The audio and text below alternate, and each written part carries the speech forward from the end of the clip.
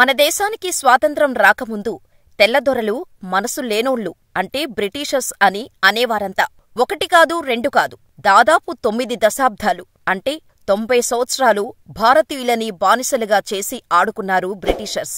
భారతీయులు వారి దేశంలో నవ్వాలన్నా ఏడవాలన్నా ఆఖరికి వారు వేసుకునే బట్టలపైన కూడా బ్రిటిషర్స్ ఆధిపత్యమే ఉండేది. అంతలా భారతీయులని ఏడిపించారు, హడలెత్తించారు. బట్ ఫర్ ఎ చేంజ్ ఓ గ్రామానికి వెళ్లాలంటే లిటరల్లీ సుస్సు పోసుకునేవారు బ్రిటిషర్లు. ఆ గ్రామంలోకి వెళ్లాలన్నా, ఆ గ్రామం గురించి ఆలోచించాలన్నా భయపడి ప్యాంట్స్ తడిపేసుకునేవారు. మరి బ్రిటిషర్స్కే భయం స్పెల్లింగ్ దగ్గరుండి మరీ నేర్పించిన ఆ గ్రామం ఎక్కడుంది? ఇంతకీ ఆ గ్రామం పేరేంటి? ఆ గ్రామానికి వెళ్లటానికి బ్రిటిషర్స్ ఎందుకు భయపడేవారు? దాని వెనకున్నది స్వాతంత్ర సమరయోధులా లేదా ఆ గ్రామ ప్రజలా? తెలుసుకోవాలంటే ఈ వీడియోని పూర్తిగా చూసేయండి. అంతకంటే ముందు ఈ వీడియోని లైక్ చేయటం, షేర్ చేయటం మర్చిపోవద్దు. దెయ్యాలు, భూతాలు అంటే మనలో చాలా మందికి భయం. కొందరు దెయ్యాల్లేవు, భూతాల్లేవు, అన్నీ ఉట్టిమాటలే అని కొట్టిపడేస్తారు. మరికొందరు దేవుడు ఉన్నాడన్నది ఎంత నిజమో దెయ్యాలు, భూతాలు ఉన్నాయన్నది కూడా అంతే నిజమంటూ భయపడతారు. అబ్బా, బ్రిటిషర్స్ని భయపెట్టిన ఊరని చెప్పి భూతాలంటారేంటి అనే డౌటొచ్చిందా? అక్కడికే వస్తున్నా.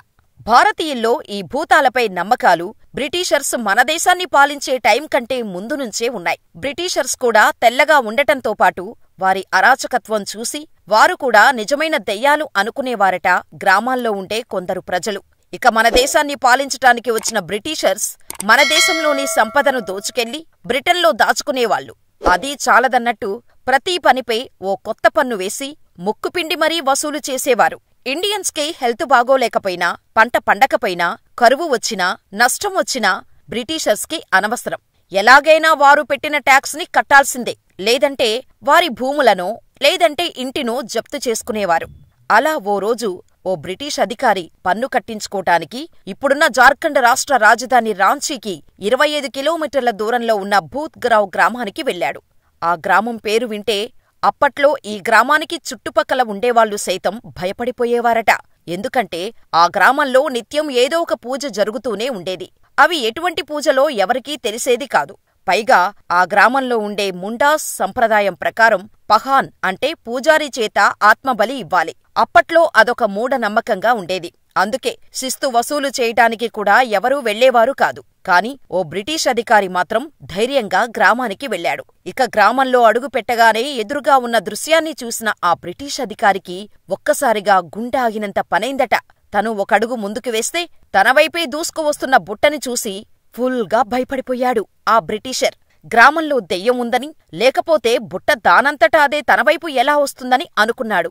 ఇక అక్కడ్నుంచి గ్రామంలోకి పరిగెత్తి వెళ్లిన ఆ అధికారిని చూసి గ్రామస్తులు కూడా చాలా భయపడ్డారు. ఎక్కడ తమని హింసిస్తాడో అని. కాని అధికారి మాత్రం తాను చూసింది మొత్తం చెప్పి అసలు గ్రామంలో ఏం జరుగుతుందని అడిగాడు.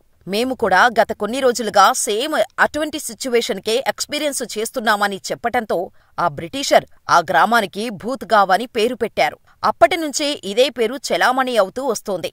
ఇక అప్పటినుంచి ఆ గ్రామం వంక చూడాలన్నా బ్రిటిషర్స్ ప్యాంటులు తడుపుకునేవారట. ఇక ఎన్నో పోరాటాల తర్వాత దేశానికి స్వాతంత్ర్యం వచ్చింది. బ్రిటిషర్స్ భారతదేశాన్ని వదిలిపెట్టి వెళ్లిపోయారు. కాని ఆ గ్రామానికి భూత్గావ్ అనే పేరు మాత్రం అలాగే స్థిరపడిపోయింది. స్వాతంత్ర్యం వచ్చిన కొత్తలో సైతం ఈ గ్రామం పేరు విన్నా భయపడిపోయేవారు చాలామంది. అంతేకాదు, ఆ గ్రామం నుంచి ఎవరైనా బయటకు వెళ్లినప్పుడు వారు భూత్గావ్కు చెందినవారు అని తెలియగానే వారికి దూరంగా పరిగెత్తేవారు. ఆ గ్రామం వారంటే ఏవో పూజలు చేస్తారని భయపడిపోయేవారు. కాలేజీలకు వెళ్లినా భూత్గావ్ నుంచి వచ్చినవారు అని చెబితే వారిని వేరుగా చూడటం మొదలుపెట్టేవారట. క్రమంగా భూత్గావుపై ఒపీనియన్ మారటంతో ఆ గ్రామస్తులు కాస్త ఊపిరి పీల్చుకుంటున్నారు. ఇప్పుడిప్పుడే నలుగురిలో వారు కూడా ధైర్యంగా వారి గ్రామం పేరు చెప్పుకొని తిరగగలుగుతున్నారు. అదండి బ్రిటిషర్స్ ని భయపెట్టిన భూత్గావ్ స్టోరీ. సపోజ్ ఆ రోజు బ్రిటిష్ అధికారికి ఎదురు వచ్చినట్టు బుట్ట మీ ఎదురుగా వస్తే మీరేం చేస్తారో మాకు కామెంట్ చేసేయండి.